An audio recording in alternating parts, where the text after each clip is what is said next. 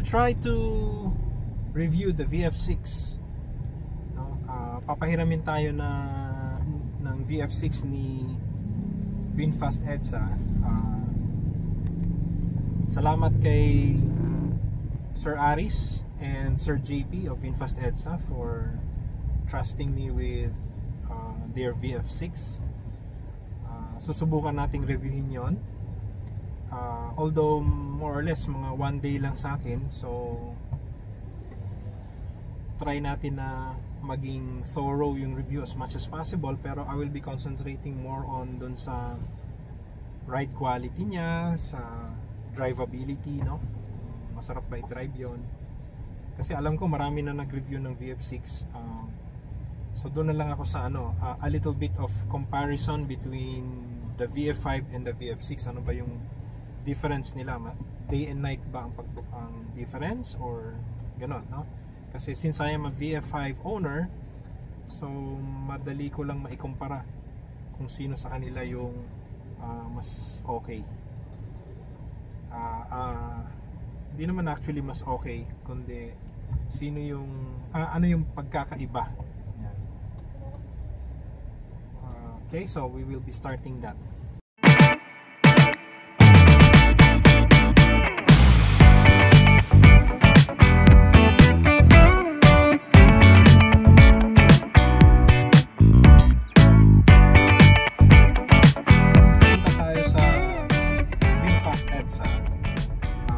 Iiwan natin itong VF5.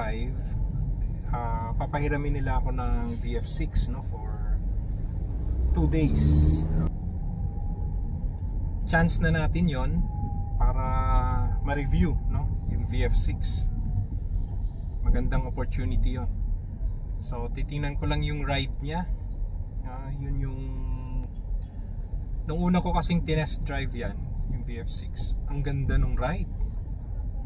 Sobra, siguro kasing ganda niya yung yung ride ng mga malalaking SUV, no? Kung nagagandahan na ako sa ride ng VF5, ito times 2 yung VF6 nung una kong test drive, yung unang impression ko yon. So hopefully ma-test drive natin ulit si VF6 ngayon for 2 days. Titingnan natin kung idadaan natin sa mga lubak. Titingnan natin kung ano yung behavior niya sa mga lubak, no? So bukod doon, syempre yung ibang features ang VF6 titingnan din natin. Iniisip ko nga mag-upgrade eh. Pero check natin, tingnan natin. Okay.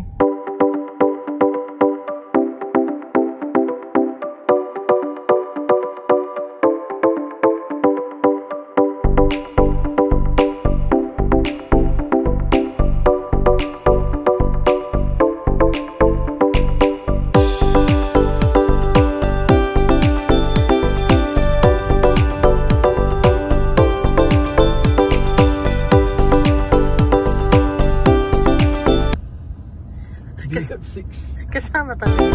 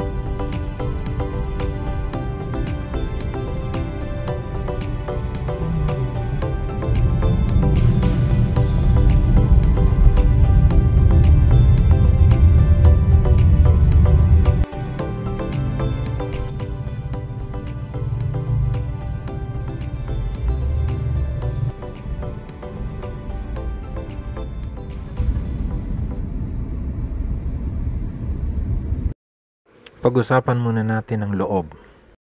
Super comfy siya. Okay, I love how they did this. This is soft. including here. It's soft and soft up to here. It's soft, including this one is soft. It feels very premium. Okay, so let's see. Let's discuss the infotainment system. Kung marami bang pagkakaiba sa VF5, no? So right away, dun sa layout pa lang, iba na yung difference niya. Okay, so dito muna tayo sa labas. Let's start from the outside. So let us see what's inside this one. You can unlock the boot by just pressing this key, no? And then here's the wiper. Is this the wiper? Okay, wipers. Auto rear wiper. Okay, naka turn on naman siya. So, and then the boot here. Oh, it's open. Okay. So I'm gonna close it again. wait. So yeah. In terms of clarity, the screen is good, no? It's clear. And we also have here the camera. So ang ganda ng kulay, oh, kitang-kita. The color is so vivid, no? And you can also see the surrounding here. Okay. What other options do we have? Okay, so right now it's 32 degrees outside. Okay, so this is, if you see this one with the light, ibig sabihin naka-on yung headlight niya. Ayan. Ngayon, you can control it from here. You want to turn it off? Ayun, so wala na siyang ilaw. You want to turn it on again? Just press on the automatic. Okay. Okay, so one of the features that I like here, yung ilaw niya, tinan mo. Makikita mo na dito kung naka-on eh. Ayan, kung nakabukas. Ibig sabihin yan, nakabukas yung DRL niya. Yung Birdwing DRL. Both front and likod. Ayan. Nakabukas siya. Ang galing. We can also off that. Turn that off. Off. Ayan, off. Ayun. So, ayan, wala na siya. No? You can also turn that on again. Turn on. Lalabas siya. Pwede mo rin buksan yung headlight niya. Ayun. Makikita mo lalong lumaki. Headlight yun. Ayun, no? Ayan. Nakabukas siya. Ang galing, no? So, lahat ng controls ngayon ng ilaw nandito. Ayan. And then, meron din siyang automatic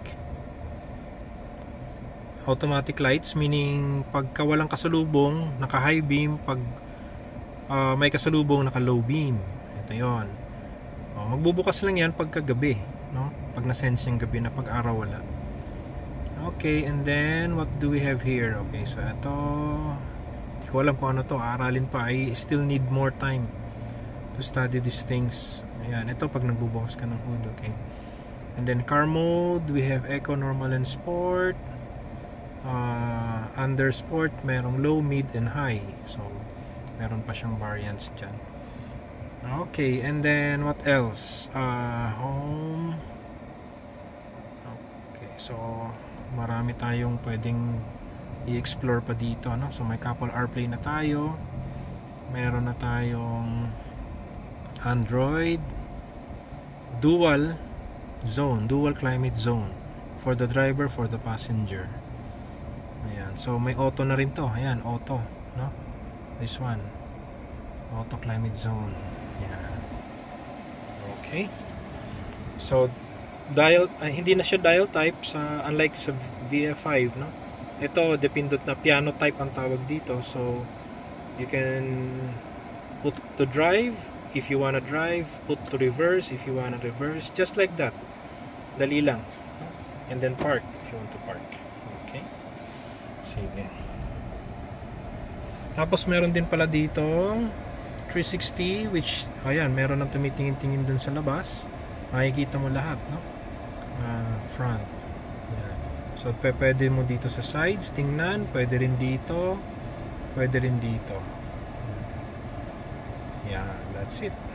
And then the 360 view, no, where you can rotate and try to locate. Ayan, no, galing, no. That's it. Ito yung auto hold, just press it and then lalabas yung P, and then when you're ready to go, just press on the accelerator and you're going. That's how the auto hold works in VF6. So to start the car, you don't have to press anything, just press on the brake here. Press on the brake and it starts automatically. So it's nice, no? It has connected with the Android Auto, and you will see that the directions are there displayed in the HUD or heads-up display. Ayan. It's there. It makes driving easier.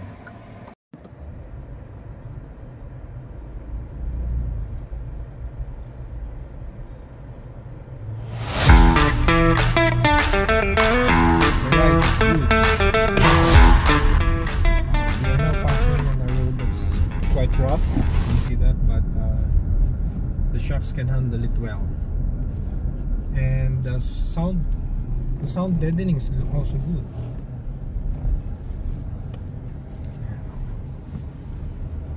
Turn left.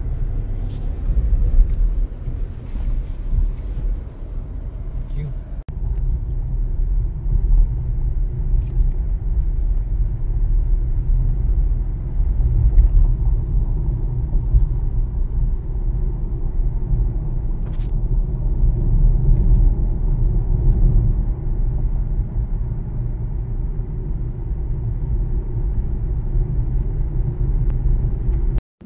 Avenue East.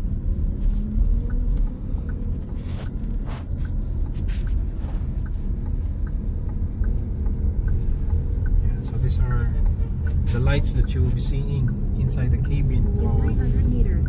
VF6. Left 4 lanes to continue straight on Lights 190 here, lights Avenue there. East.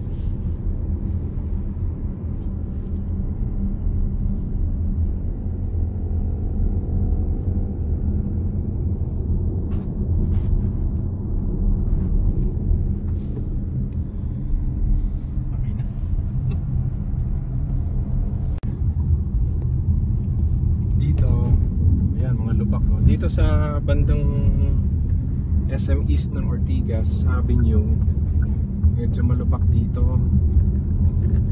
Talagang mga sasakyan hinay-hinay, ganyan. Kasi uneven. Pero parang walang nararamdaman dito kay VF6. Ito, katulad nito, lubak. Parang wala lang yun. Ang ganda ng shocks.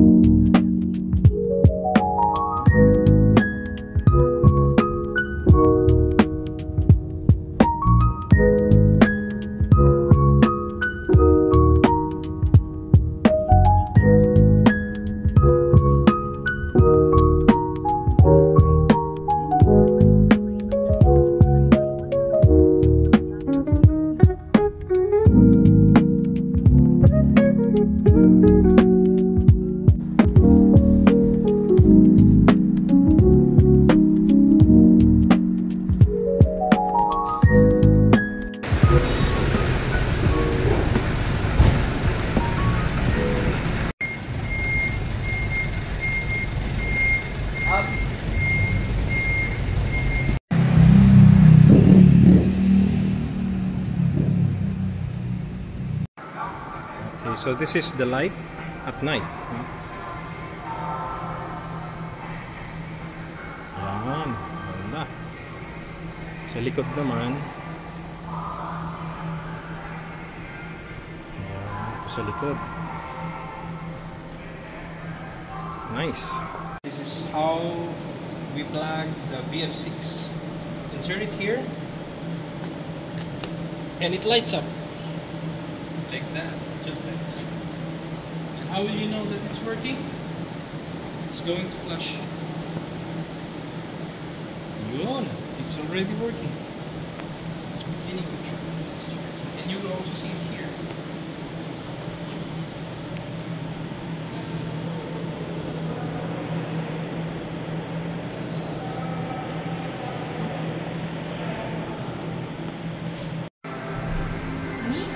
Okay, so this is how the VF6 charges. Ayan, may nakalagay na V habang nagcha-charge. Habang siya nagcha-charge. Yun.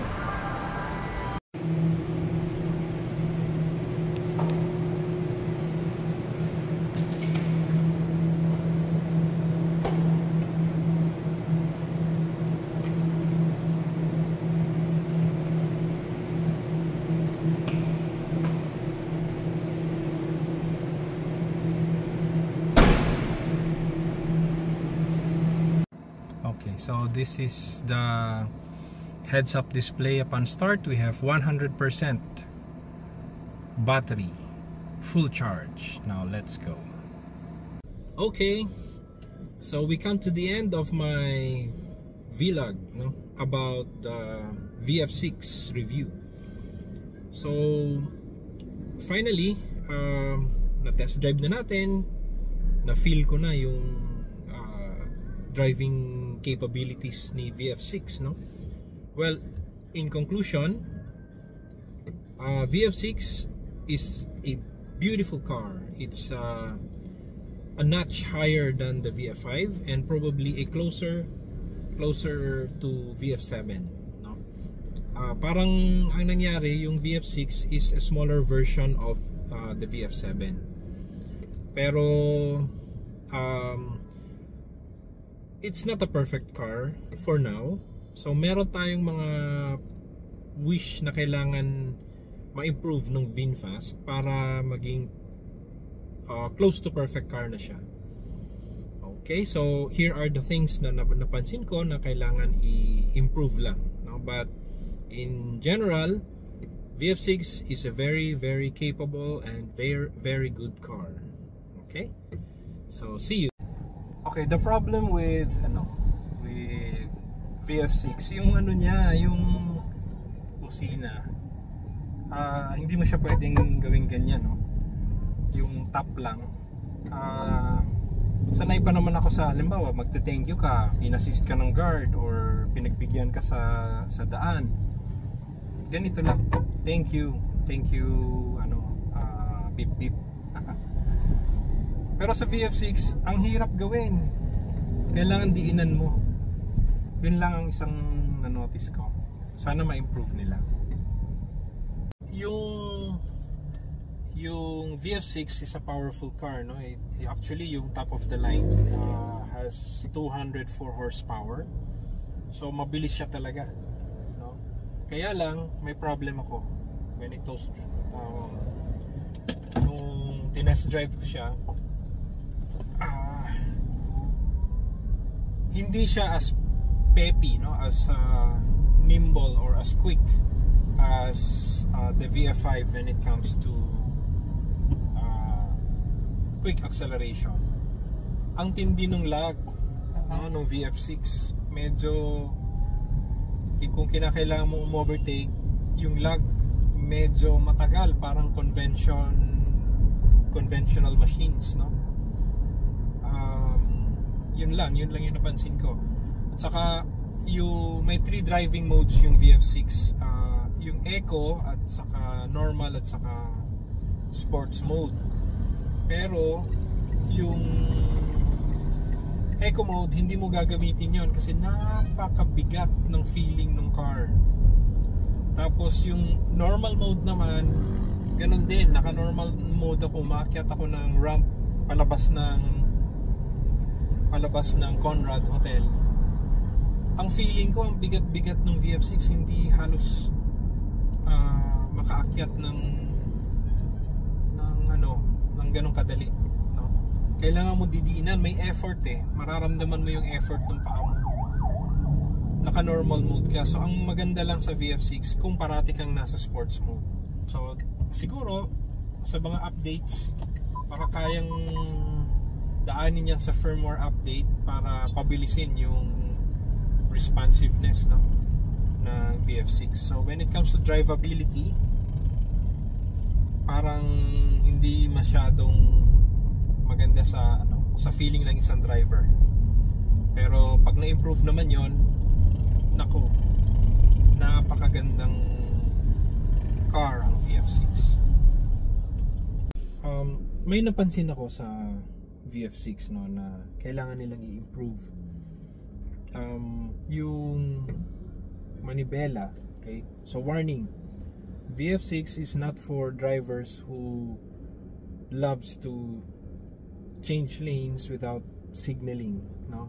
Hindi pwede sa kanya yon ang VF6, kasi ang VF6 pagka bigla mong nilipat without signaling,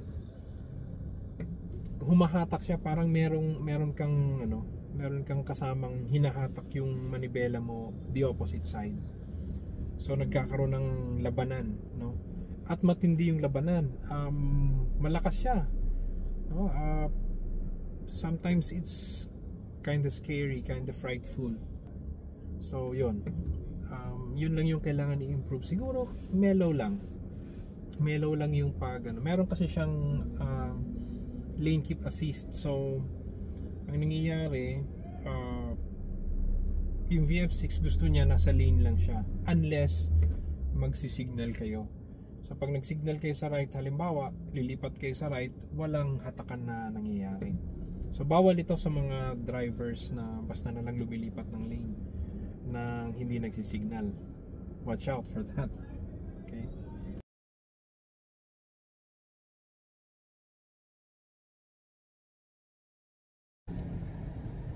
Pero syempre may mga din, hindi perfect, no?